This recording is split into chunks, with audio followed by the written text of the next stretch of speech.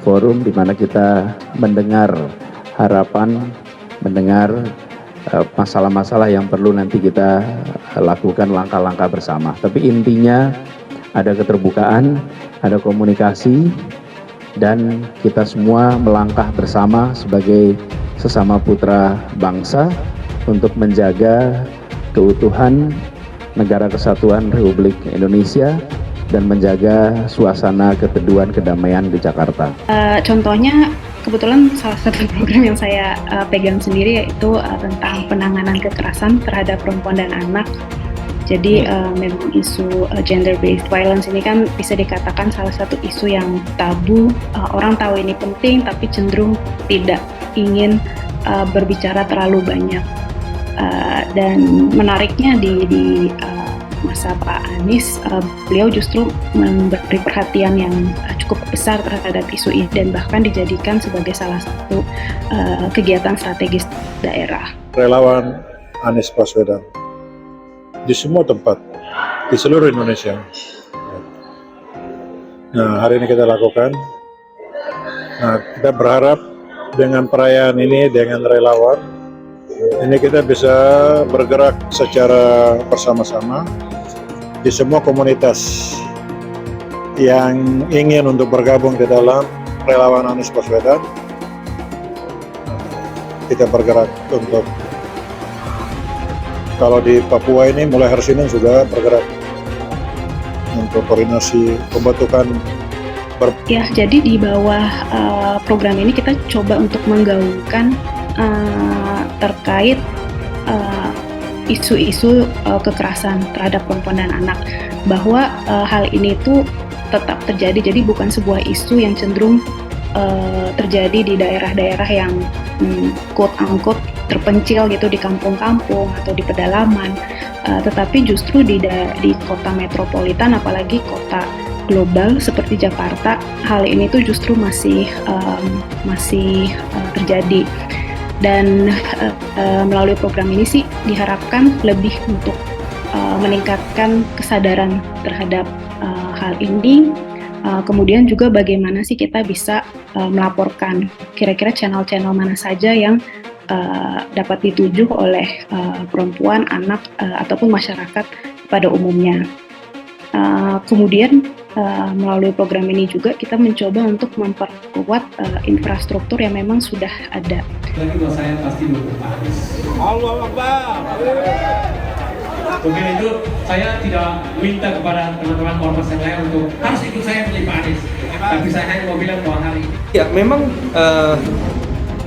salah satu beban ya sejarah yang tetap tersisa dari Anies kan adalah Pilkada 2017, sehingga Anies dicitrakan bukan terlibat, tapi membiarkan dan menikmati kemenangan yang didasarkan pada penggunaan isu politik identitas. Dan itu yang kemudian membuat sosok Anies yang dulunya dikenal sebagai sosok Islam moderat, intelektual muda yang katakanlah toleran, tapi kemudian dianggap terlalu berkompromi dengan kelompok-kelompok yang dianggap intoleran.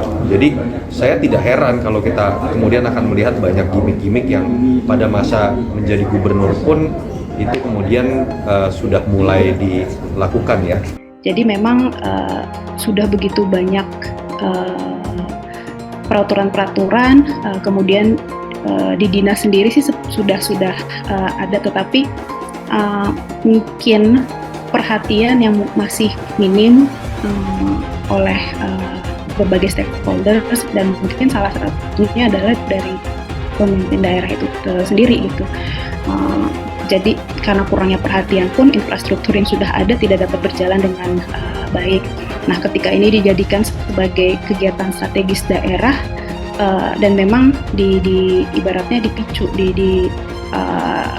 diminta untuk bagaimana caranya ini harus berjalan dengan baik.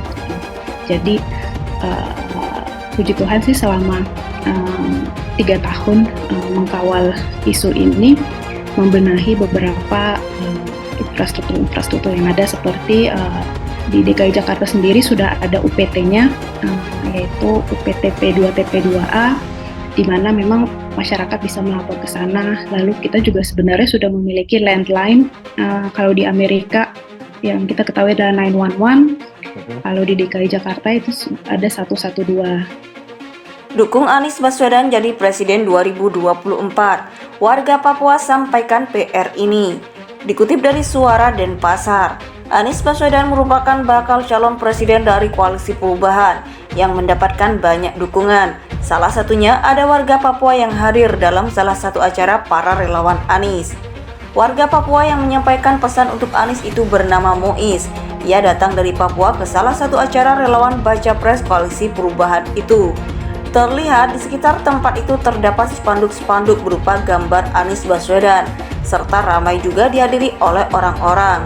Kemudian warga Papua bernama Muiz itu ditanyai oleh salah satu YouTuber soal dukungannya terhadap Anies Baswedan untuk Pilpres 2024 mendatang. Muiz menyampaikan keluhannya soal kriminalisasi yang tinggi di daerahnya. Ia juga menyampaikan pesan berupa harapan perbaikan pendidikan di Papua. Pesan itu ditujukan Muiz sebagai warga Papua kepada Anies Baswedan sebagai baca pres Koalisi Perubahan. Harapan besar orang Papua itu tidak ada kriminalisasi yang tinggi, adanya pendidikan, ucap Muiz dilansir Suara Denpasar dari kanal YouTube Dapur Nge pada Selasa 6 Juni 2023. Harapan warga Papua yang mendukung Anies Baswedan itu tentu saja akan menjadi PR untuk kedepannya apabila baca pres tersebut terpilih menjadi Presiden Indonesia 2024. Sebagaimana diketahui, Anies merupakan baca pres yang diusung oleh Koalisi Perubahan. Pengusungnya terdiri dari 3 partai, antara lain Nasdem, Demokrat, dan PKS. Adapun lawan yang akan dihadapi Anies pada Pilpres 2024 nanti, saat ini tercatat ada 2 nama, yaitu Ganjar Pranowo selaku baca pres PDIP dan Prabowo Subianto selaku baca pres Partai Gerindra. Anies Baswedan merupakan bakal calon presiden dari Koalisi Perubahan yang mendapatkan banyak dukungan. Salah satunya ada warga Papua yang hadir dalam salah satu acara para relawan Anies. Warga Papua yang menyampaikan pesan untuk Anies itu bernama Muiz. Ia datang dari Papua ke salah satu acara relawan baca pres Koalisi Perubahan itu. Terlihat di sekitar tempat itu terdapat spanduk-spanduk berupa gambar Anies Baswedan, serta ramai juga dihadiri oleh orang-orang. Kemudian warga Papua bernama Muiz itu ditanyai oleh salah satu YouTuber soal dukungannya terhadap Anies Baswedan untuk Pilpres 2024 mendatang. Muiz menyampaikan keluhannya soal kriminalisasi yang tinggi di daerahnya. Ia juga menyampaikan pesan berupa harapan perbaikan pendidikan di Papua. Pesan itu ditujukan Muiz sebagai warga Papua kepada Anies Baswedan sebagai baca pres Koalisi Perubahan.